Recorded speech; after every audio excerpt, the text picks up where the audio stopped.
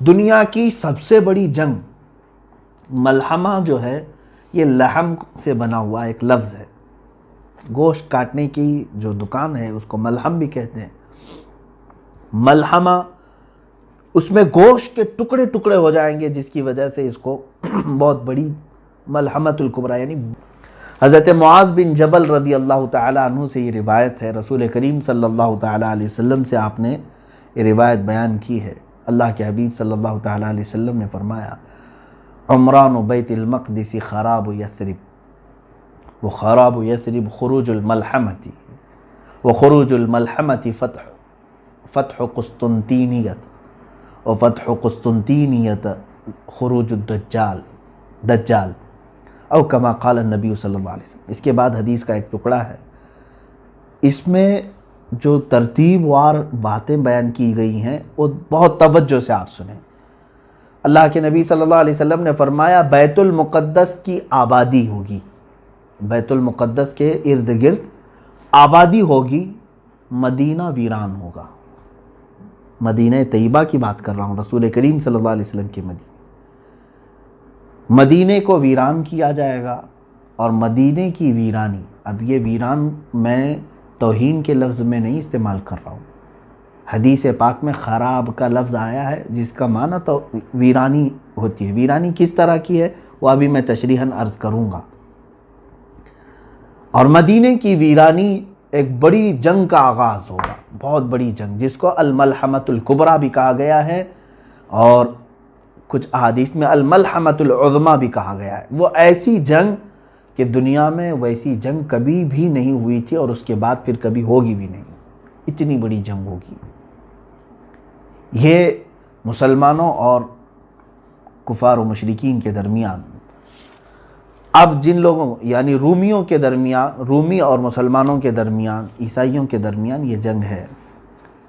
کتنی باتیں عرض کیا میں نے، بیت المقدس کی آبادی، مدینے کی ویرانی. مدینے کی ویرانی، ملحمۃ الکبریٰ کی شروعات ہوگی.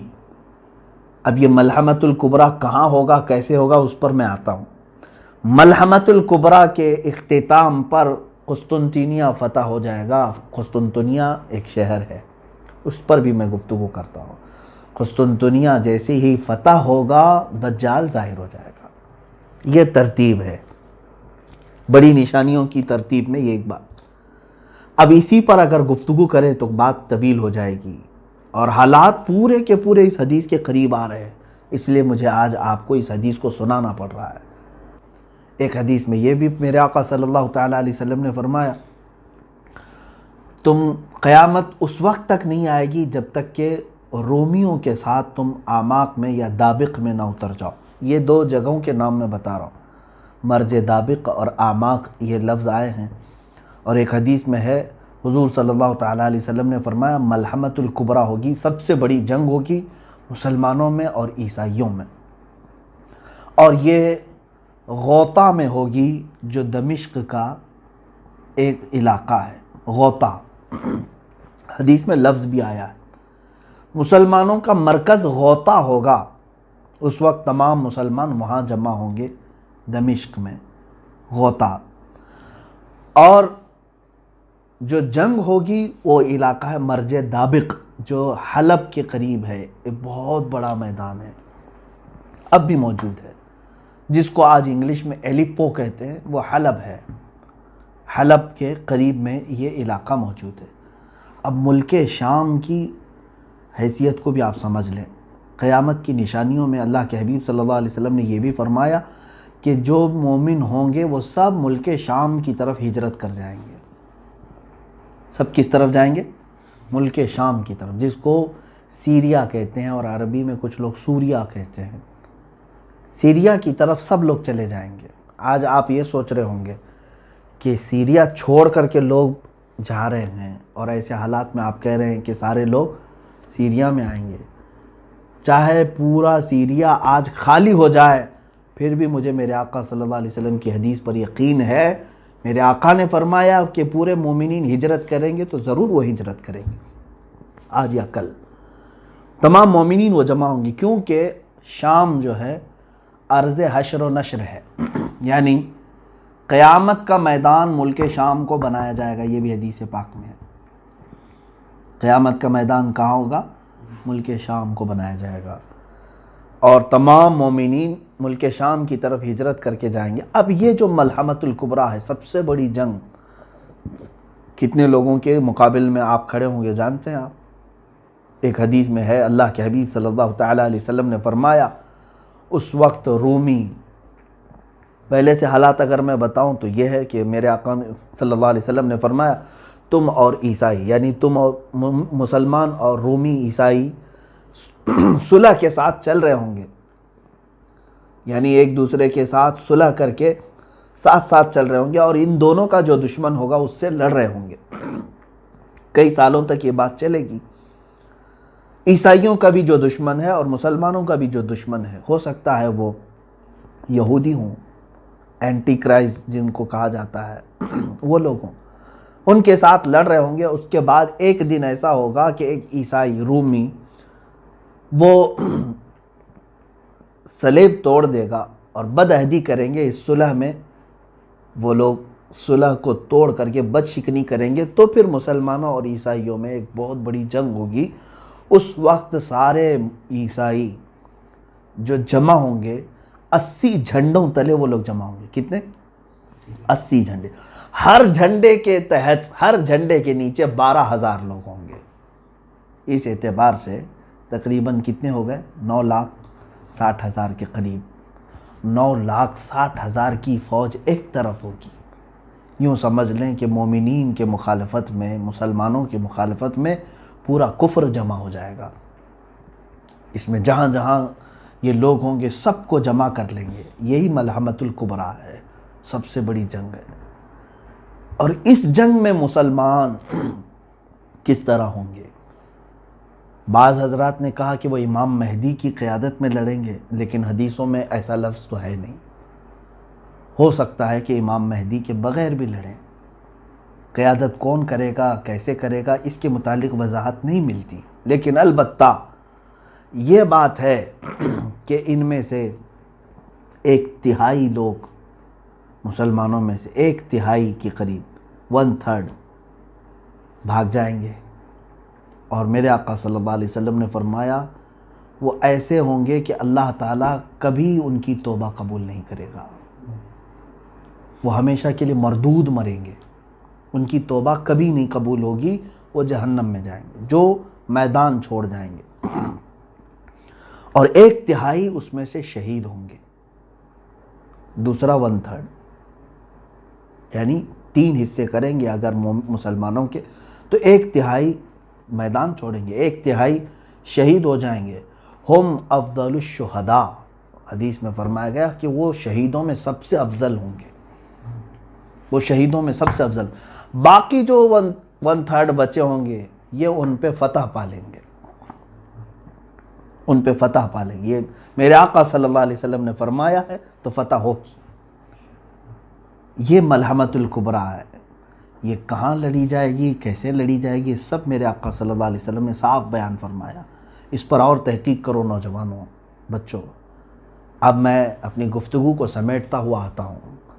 جو حالات آج تھے، جس کی طرف آج اشارے مل رہے ہیں، پورے دنیا کی پولیٹکس گرم ہو چکی ہے، اس سلسلے میں نے یہ حدیث عرض کی۔ میں آخری یہ 2 باتیں عرض کر کے کچھ تبصرہ کروں۔ اور جیسے ہی ملحمۃ الکبریٰ ختم ہوگی، حدیث پاک کے لفظ ہیں فتح قسطنطینیہ۔ قسطنطنیہ کیا ہے؟ یہ آپ ہو سکتا ہے یہ لفظ سن رہے ہوں، حالانکہ یہ پرانا لفظ ہے اور علم والے جانتے بھی ہیں۔ یہ ترکی کا وہی شہر ہے جس کو آج استنبول کہا جا رہا ہے۔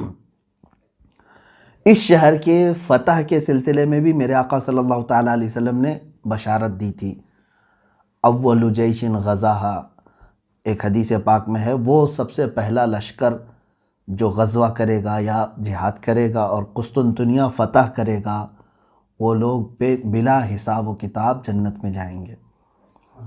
وہ فتح قسطنطنیہ جو ہے وہ پہلے کے دور میں ہو چکی ہے۔ حضرت عمر فاروق رضی اللہ تعالیٰ عنہ کے زمانے میں اور اس کے بعد کئی مرتبہ جو ہے یہ شہر فتح ہوا ہے. سلطان محمد فاتح کا بھی نام آتا ہے اس میں، جو قسطنطنیہ جنہوں نے فتح کیا. کافروں کے ہاتھ میں گیا پھر فتح کیا، ان کے ہاتھ میں گیا پھر فتح کیا. اب تو چونکہ یہ ترکی کے پاس ہے، ترکی کا بڑا شہر ہے، اور ابھی ترکی میں مسلمان ہیں، اسلامی حکومت ہے. لیکن جہاں تک خدشہ میرا ہے، میں اپنی بات کر رہا ہوں، ہو سکتا ہے یہ ترکی کے ہاتھ سے نکل جائے گا. استنبول شہر یہ پھر سے عیسائیوں کے ہاتھ میں ہو سکتا ہے چلا جائے، اور ایک زمانے تک ان کے ہاتھ میں رہے گا. کیونکہ آج کے جو حالات بتا رہے ہیں، لبرلزم وہاں پر کافی بڑھ چکا ہے. جو بلکہ میں اگر بتاؤں، آپ تحقیق کریں، ترکی کی حکومت کا جو آئین ہے، وہاں کا جو نظام ہے، اس میں بھی یہ چیز موجود ہے کہ وہ ترکی کوئی ایک مذہبی حکومت نہیں، یعنی وہاں کا کوئی سرکاری مذہب نہیں ہے، بلکہ وہ جیسے انڈیا ہے سیکولر ہے، ہمارا کوئی سرکاری مذہب نہیں. اسی طرح سے ترکی کا بھی انہوں نے بنایا ہے. جب خلافت عثمانیہ ختم ہوئی تھی تب یہ بنایا گیا تھا اس طرح سے کہ موجودہ صدر نے اسلامی کام زیادہ کیے ہیں، لیکن آج بھی وہاں کا نظام ہے وہ سیکولر ہے. اور آج بھی بہت سارے وہاں امریکہ کے پٹھو موجود ہیں، بہت سارے ایسے جو منافق ہیں، وہ اپنے ماحول کو بڑھانے کی کوشش کر رہے ہیں. تو مجھے جہاں تک اندیشہ لگتا ہے، استنبول ان کے ہاتھ سے جائے گا اور عیسائیوں کے قبضے میں رہے گا. چونکہ حدیث پاک میں جو ترتیب بتائی گئی ہے، پہلے عمران و بیت المقدس، بیت المقدس کی آبادی اور مدینہ کی ویرانی. مدینہ کی ویرانی ملحمۃ الکبریٰ کا ظہور ہوگا، یعنی بڑی جنگ ہوگی. اب وہ بڑی جنگ سالوں تک نہیں چلے گی. ایک بات یہ بھی سمجھ لے، جیسے وار نہیں ہے یہ world war first, world war two جس طرح سے ہوئی، بہت سارے لوگ اس کو ورلڈ وار 3 بھی سمجھ رہے ہیں. میں جہاں تک سمجھتا ہوں یہ ورلڈ وار 3 کی بات نہیں ہے جو ملحمۃ الکبریٰ میں بتائی گئی ہے. ورلڈ وار 3 ہو سکتی ہے آپسی ممالک میں، لیکن یہ جو ہے وہ صرف 2 دن 3 دن یا 4 دن کا ذکر آیا ہے. وار جو ہے کنٹینیو چلتی رہتی ہے. یہ جیسے جنگ بدر ہوئی، ایک دن میں ختم ہوئی، جنگ احد تھی، ایک دن میں ختم ہوئی. اسی طرح سے ملحمۃ الکبریٰ بھی جو ہے یہ بہت لمبے سالوں تک یا مہینوں تک نہیں چلے گی. زیادہ سے زیادہ اس کی مدت 1 ہفتہ ہو سکتی ہے احادیث پاک کی روشنی کے مطابق. تو عزیزان گرامی، اب ملحمۃ الکبریٰ کے ختم کے بعد کیا ہوگا؟ قسطنطنیہ فتح ہوگا. تو فتح ہونے کی جو بات کی گئی ہے، اگر آلریڈی پہلے سے وہ مسلمانوں کے قبضے میں ہے تو پھر فتح کی بات کیسے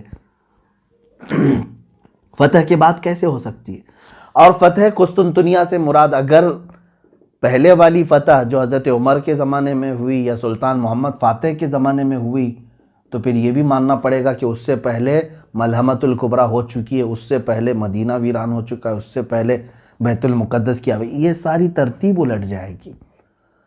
تو اسی لیے میں نے کہا کہ ہو سکتا ہے استنبول شہر آج کا یعنی عیسائیوں کے قبضے میں چلا جائے، پھر فتح ہوگا. اور وہ فتح کیسے ہوگی؟ جنگ سے نہیں، بلکہ حدیث پاک میں ہے وہ الملحمۃ الکبریٰ میں سے 1/3 جو لشکر تھا مسلمانوں کا، وہی جائیں گے فتح قسطنطنیہ کے لیے، اور وہ امام مہدی کی قیادت میں ہوں گے. امام مہدی کی قیادت میں ہوں گے. اس میں یہ بتایا گیا ہے کہ وہاں پر وہ لوگ بغیر کسی قتل کے، بغیر کسی لڑائی کے قسطنطنیہ کو کیسے فتح کریں گے؟ مسلمان نعرہ لگائیں گے، لا الہ الا اللہ واللہ اکبر. جیسے وہ ایک بار بلند آواز سے کہیں گے، اس کا ایک حصہ فتح ہو چکا ہوگا. دوسری مرتبہ کہیں گے تو استنبول کا دوسرا حصہ فتح ہو چکا ہوگا. یہ حدیث پاک میں موجود ہے.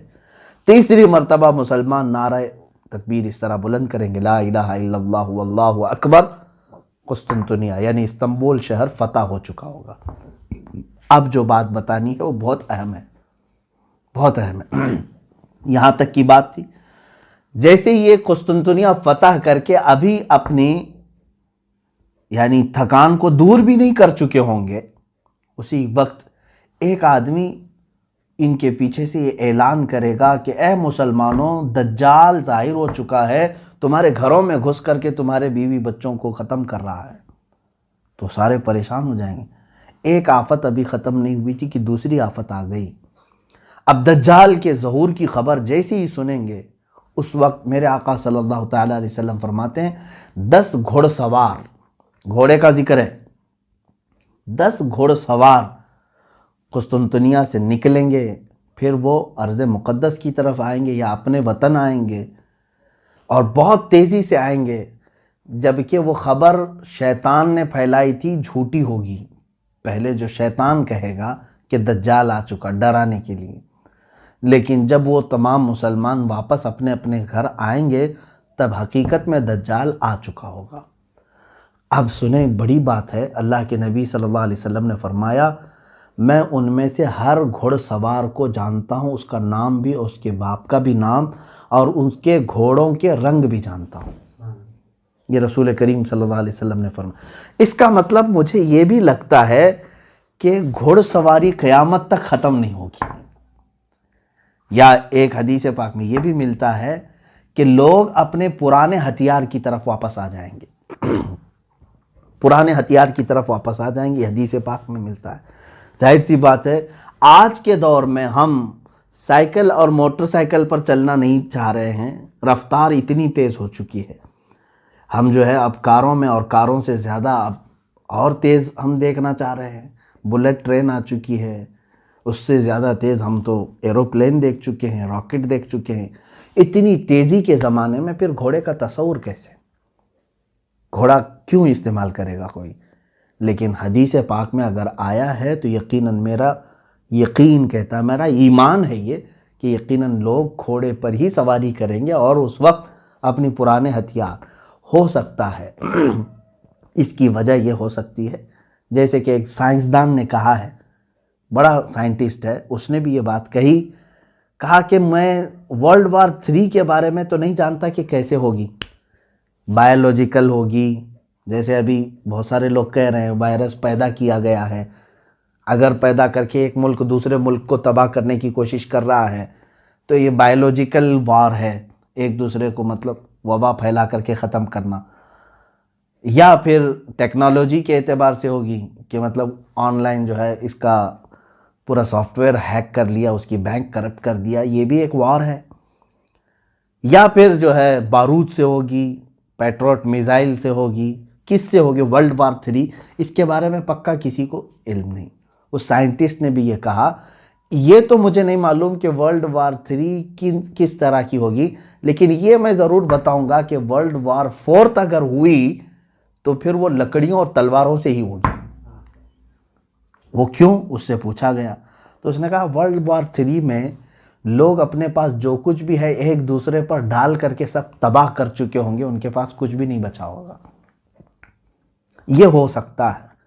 یہ تشریح سمجھنے فہم کے قریب ہے. ہر ملک آج ایک دوسرے کو ڈرا رہا ہے اپنے نیوکلیائی پاور ہونے کا. اس کے پاس نیوکلیئر ہے اور ڈرا رہا ہے ایک دوسرا ملک. اور ممالک کے درمیان یہ رسہ کشی تو آج اتنی عروج پر آ گئی ہے. بارڈر کے مسئلے آج دیکھ رہے ہیں ہم. ہر ایک ملک جو ہے اب اس میں جو بڑے بڑے جو ممالک ہیں جن کے پاس آج بارود ہے، نیوکلیائی پاور ہے، اگر ان میں سے کسی نے بھی نیوکلیائی پاور کا استعمال کیا تو انجام اتنا خطرناک ہوگا. آپ نے تاریخ پڑھی ہوگی کہ امریکہ نے ناگاساکی اور ہیروشیما پر جو نیوکلیائی بم گرائے تھے، ایٹم بم گرائے تھے، آج سے وہ تقریباً 80 سال کے قریب ہو گئے.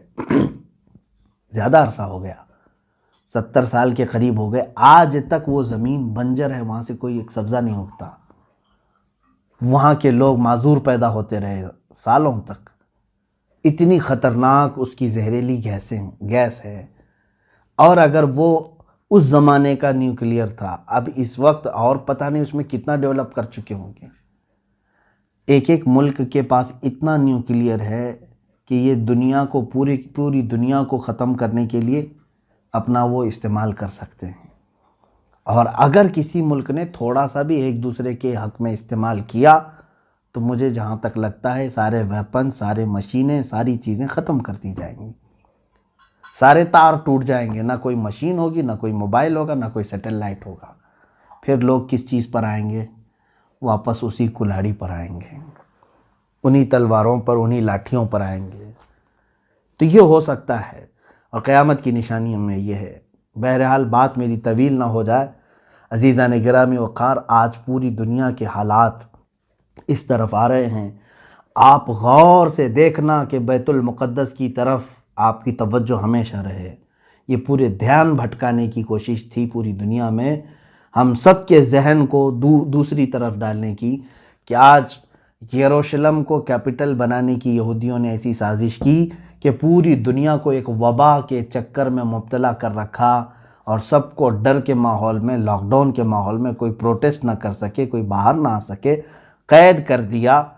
ایک طرف اسلامی ممالک جن کو ہم کہہ رہے ہیں ان کو زرخرید غلام بنا چکا ہے، یہ سارے سعودی ہوں، جتنے بھی اس کے ہم نوا ہوں، ان میں سے کسی کے بھی اندر اس کے خلاف بولنے کی ہمت نہیں، جسارت نہیں، بلکہ اب تو یہ اپنے بارڈر بھی اسرائیل کے استقبال کے لیے کھولنے کو تیار ہیں۔ ایک بات یہ بھی حدیث پاک میں موجود ہے، اللہ کے حبیب صلی اللہ علیہ وسلم نے فرمایا وَيْلٌ لِّلْعَرَبِ مِن شَرٍ قَدِ اقْتَرَبَ، تمام عرب کے لیے تباہی ہو، ویل ہے، بربادی ہو، ایسے شر سے جو بہت ہی قریب آ چکا ہے۔ ایک حدیث پاک میں ایک ایسا فتنہ اٹھے گا کہ عرب سب تباہ ہو جائیں گے، عرب سب مریں گے۔ اب وہ کون سا فتنہ ہوگا وہ ہم دیکھ رہے ہیں، اور حدیث پاک کے لفظ یہ ہیں، میرے آقا صلی اللہ علیہ وسلم نے فرمایا اس فتنے میں جتنے عرب مارے جائیں گے وہ سب جہنم میں جائیں گے، قتلاہا فی النار۔ حضور صلی اللہ علیہ وسلم نے فرمایا اس فتنے کے جتنے مقتولین ہیں، جتنے مارے جائیں گے، وہ سب جہنم میں ہوں گے، کیونکہ یہ سب دنیاوی غرض سے لڑ رہے ہوں گے آپس میں، اور یہ دنیاوی غرض سے لڑ کر کے مر رہے ہوں گے، اور یہ جہنم میں جائیں گے۔ ہو سکتا ہے یہ وہی زمانہ ہے جس میں عرب تباہی کی طرف جائیں گے، ان کی تباہی قریب ہے۔ اور میں نے ایک حدیث پاک اس سے قبل بھی آپ کے سامنے رکھی تھی، اللہ کے حبیب صلی اللہ تعالیٰ علیہ وسلم نے فرمایا ایک بادشاہ ہے ہوگا، اس کے مرنے کے بعد اس کی گدی کو، اس کے تخت کو حاصل کرنے کے لیے 3 لوگ لڑیں گے، اور تینوں کو وہ تخت نہیں ملے گا، یہاں تک کہ یہ قتل و خون ریزی عام ہو جائے گی، اور یہ تباہی کا ایک دہانا شروع ہوگا۔ آج کے جو وہاں عرب کے بادشاہ کی جو سچویشن ہے وہ ایسی ہی ہے۔ میں یہ ایگزیکٹ نہیں کہہ رہا کہ اسی زمانے کے لیے یہ بات کہی گئی، ہو سکتا ہے اس کے بعد بھی ہوگا، لیکن حالات یہ بتا رہے ہیں کہ اس بادشاہ کے مرنے کے بعد یہاں پر بھی 3 دعوے دار ہیں۔ آلریڈی 2 کراؤن پرنسز کو ان لوگوں نے، 2 کراؤن پرنس کو انہوں نے ہٹایا، اب تیسرا یہ جو بیٹھا ہوا ہے۔ اب دیکھیں حالات کس کروٹ پر لے جاتے ہیں۔ میں حالات کی طرف لے کر کے آیا، اے مسلمانوں، ان حالات میں بھی میرے آقا صلی اللہ تعالیٰ علیہ وسلم نے ہماری دستگیری فرمائی ہے، ہماری رہنمائی فرمائی ہے۔ افسوس ہے اس وقت جو ہے ہمارے بچے گیم میں مبتلا ہیں، ٹک ٹاک میں مبتلا ہیں، بہت سارے ایسی خرافات اور واہیات میں مبتلا ہیں، پوری رات، پورا دن اس طرح کی فحاشیت میں مبتلا ہیں، تو ہمیں معلوم نہیں کہ دنیا کہاں چل چکی اور کون سے پلاننگ ہو چکی ہیں۔ اسی لیے میں بارہا یہ کہتا ہوں کہ اٹھو وہ گر نہ حشر نہ ہوگا پھر کبھی، دوڑو کہ زمانہ چال اپنی چل گیا۔ اے امت محمدیہ کے غیور نوجوانوں، قوت عشق سے ہر پست کو بالا کر دے، دہر میں نام محمد سے اجالا کر دے۔ وآخر دعوانا ان الحمدللہ رب العالمین۔ السلام علیکم ورحمۃ اللہ۔